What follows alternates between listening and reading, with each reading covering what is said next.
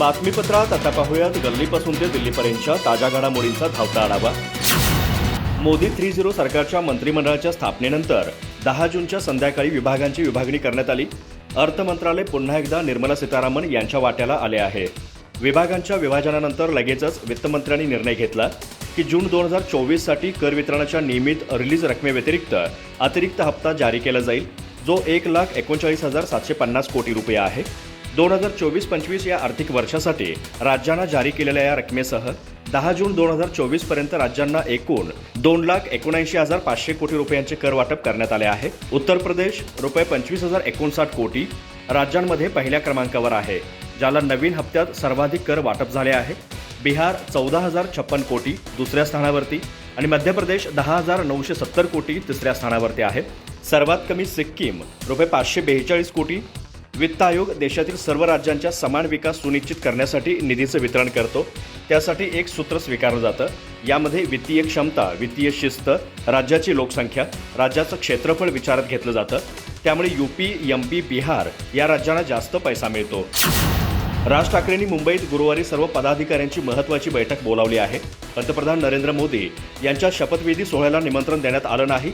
यानंतर राजकीय घडामोडींना वेग आला आहे। अशातच मुख्यमंत्री शिंदेंच्या 3 नेत्यांनी राज ठाकरेंचे शिवाजी पार्क येथील निवासस्थान असलेल्या शिवतीर्थावर जाऊन भेट घेतली आहे। दरम्यान शिंदे फडणवीस पवार सरकारमधील मंत्री तानाजी सावंत, ठाण्याचे नवनिर्वाचित खासदार नरेश मस्के आणि शिवसेना मुंबई पदवीधर उमेदवार डॉक्टर दीपक सावंत यांनी राज ठाकरे यांची त्यांच्या निवासस्थानी जात भेट घेतली आहे। नरेश मस्के म्हणाले की राज ठाकरे यांच्या नेतृत्वाखाली राजकारणाची सुरुवात केली, त्यामुळे निवडून आल्यानंतर आज त्यांच्या भेटीसाठी आलो होतो। ठाणे निवडणुकीसाठी त्यांनी सभा घेतली होती, त्याचा फायदा झाला।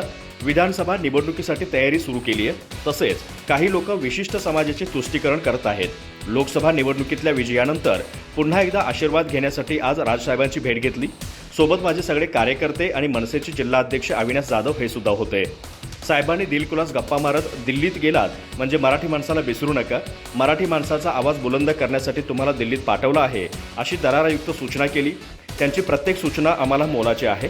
राजसाहेब, मराठी माणसाचा आवाज तर आम्ही बुलंद करूच, पण आपल्या या मातीतल्या माणसांचे जिव्हाळ्याचे प्रश्न, समस्या आणि विषय यांना वाचा फोडण्याचं काम नक्की करू आणि तुमचा विश्वास सार्थ ठरवू, असंही खासदार नरेश मस्के यांनी म्हटलं आहे। शिवसेना मुंबई पदवीधर उमेदवार डॉक्टर दीपक सावंत यांनी राज ठाकरे यांच्याशी सदिच्छा भेट घेतली। महायुतीतर्फे मुंबई पदवीधरसाठी लढण्याचं फायनल झालं की पाठिंबा देणार असल्याचं राज ठाकरे यांनी सांगितलं। आता महायुतीतर्फे निवडणूक कोण लढवणार याकडे प्रत्येकाचं लक्ष आहे।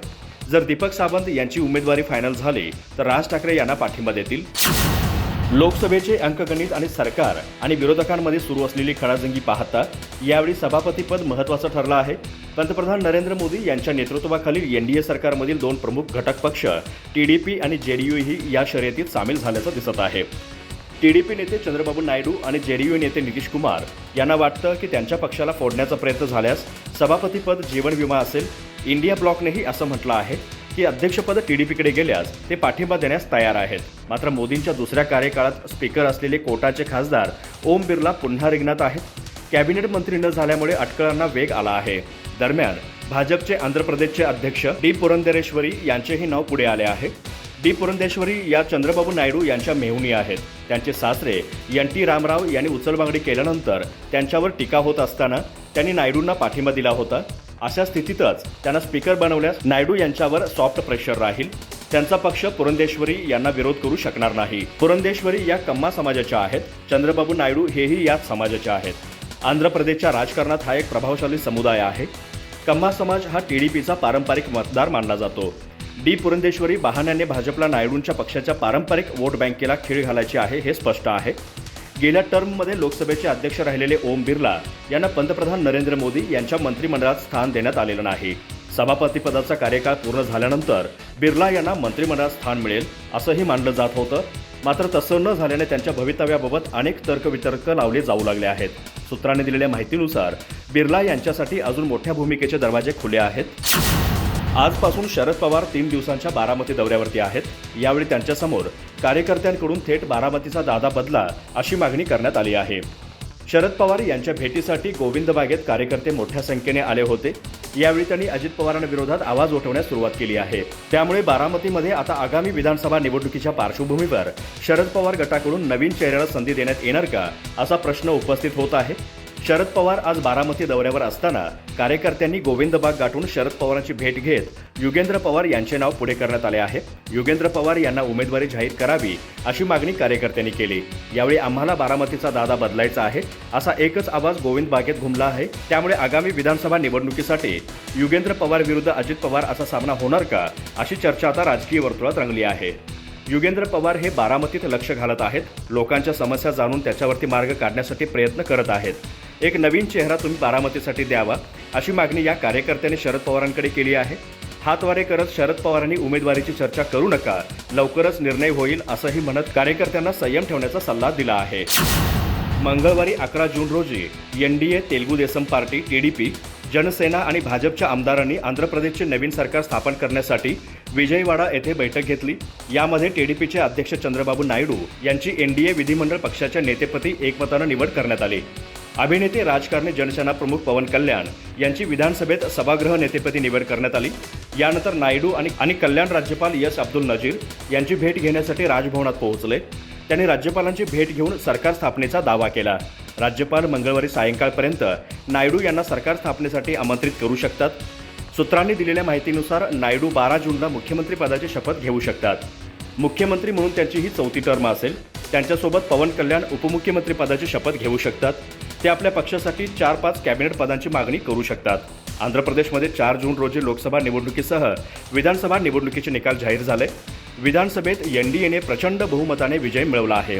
राज्यातील 175 विधानसभेच्या जागांपैकी नायडूंच्या टीडीपीला 135 जागा, पवन कल्याणच्या जनसेनेला 21 आणि भाजपला 8 जागा मिळाल्या आहेत. जगमोहन रेड्डी यांच्या वायएसआरपीला केवळ 11 जागा मिळाल्या. काँग्रेसला राज्यात खातेही उघडता आले नाही. यावेळी जगमोहन रेड्डी यांची बहीण वाय.एस. शर्मिला रेड्डी राज्यात काँग्रेसचे नेतृत्व करत होत्या. त्या आंध्र प्रदेशात काँग्रेसच्या प्रदेशाध्यक्ष आहेत.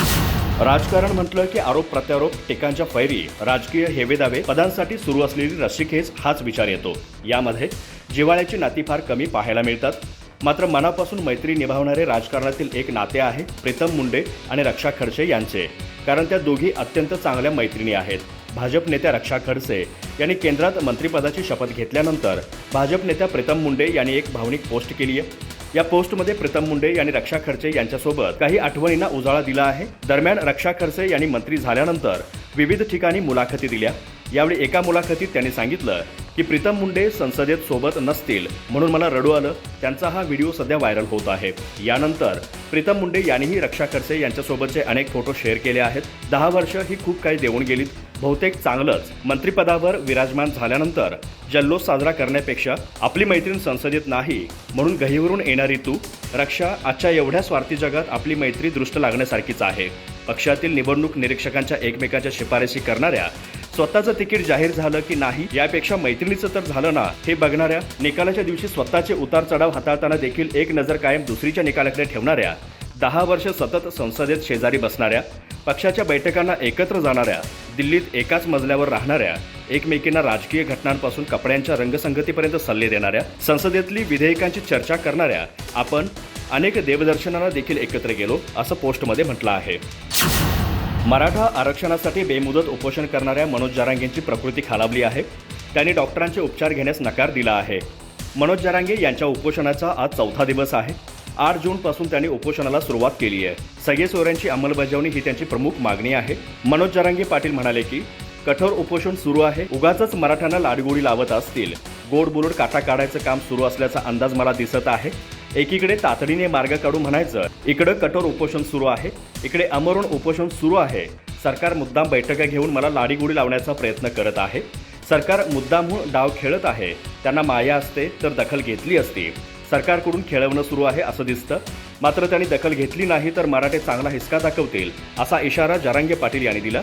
मनोज जरांगे पाटील म्हणाले की डॉक्टरांनी मला उपचार घेण्यास सांगितले आहेत, परंतु मी उपचार घेणार नाही. माझी भूमिका कायम आहे असं म्हणत जरांगे पाटील यांनी उपचारास नकार दिला. यावेळी बोलताना त्यांनी तू थोडे थांब, तुला कळेल असं म्हणत छगन भुजबळ यांनाही थेट इशारा दिला. माझ्या समाजाची लेकरं मोठी झाली पाहिजेत, यासाठी मी जीवाची बाजी लावली आहे. माझे काही कुणी शत्रू नाही. सगळे सोयऱ्यांच्या अंमलबजावणीचा विचार करत असतील तर चांगली गोष्ट आहे. एवढा विरोध मी पत्करला आहे तो मराठ्यांच्या गोरगरीब लेकांसाठीच केला आहे. सगळे सोयऱ्यांची अंमलबजावणी आमच्या अटींप्रमाणे केली तर आम्ही काय म्हणणार. शिवाय ते टिकवण्याची जबाबदारीही सरकारची आहे असंही मनोज जरांगे म्हणाले आहेत. केंद्र सरकारमध्ये मोदी शहा नव्हेत तर 2 अतृप्त आत्मे आहेत चंद्रबाबू नायडू आणि नितीश कुमार. या 2 अतृप्त आत्म्यांचे तुम्ही समाधान करा असं म्हणत ठाकरे गटाचे नेते संजय राऊत यांनी जहरी टीका केली आहे. तसेच मोदी यांना पंतप्रधान पदाच्या पदावरून हटवत नाही तोपर्यंत आमचा आत्मा शांत होणार नाही असं संजय राऊत म्हणाले. आज प्रसारमाध्यमांशी बोलताना त्यांनी हे विधान केलं. शरद पवार भटकते आत्मा आहेत तर केंद्र सरकारमध्ये 2 अतृप्त आत्मे आहेत चंद्रबाबू नायडू आणि नितीश कुमार. या 2 अतृप्त आत्म्यांचे तुम्ही समाधान करा. भटकती आत्मा कोणाचा पिछा सोडत नाही. आम्हीही भटकते आत्मा आहोत. नरेंद्र मोदी यांना पंतप्रधान पदाच्या पदावरून हटवत नाही तोपर्यंत आमचा आत्मा शांत होणार नाही. महाराष्ट्रात आम्हा सर्वांचा आत्मे अतृप्तच आहेत असं म्हणत संजय राऊतांनी सत्ताधाऱ्यांवर हल्ला चढवला आहे. पुढे बोलताना राऊत म्हणाले की नरेंद्र मोदी आणि अमित शहा इतरांच्या ताकदीला प्रचंड घाबरतात. केंद्रीय यंत्रणा या मोदी शहांचा आत्मा आहेत. त्यांना बाजूला केल्यास 1 मिनिट आमच्यासमोर टिकणार नाहीत. केंद्रीय यंत्रणा या मोदी शहा यांची खरी ताकद आहेत. ED, income tax, police, CBI हा त्यांचा आत्मा आहे. त्यांची ही ताकद काढून घेतल्यावर ते काहीच नाहीत असंही राऊत म्हणाले. पुढे ते म्हणाले की काही दिवसात खेळ सुरू होईल. उपमुख्यमंत्री फडणवीसांनी ईडी, सीबीआय हे बाजूला सारून मैदानात उतरावे. आमच्यासमोर 1 मिनिटही ते टिकणार नाहीत. त्यांच्यासारखे घाबरट लोक मी आयुष्यात कधीच पाहिले नाहीत. मोदींनी सर्वात आधी 2 अतृप्त आत्म्यांसाठी शांती करायला हवी. मंत्रिमंडळाची निवड झाली आहे. पोर्टफोलिओची वाटणी केली. त्यामुळे एनडीएचे मित्रपक्षातील सगळे आत्मे अतृप्त आहेत अशी टीका संजय राऊतांनी केली आहे.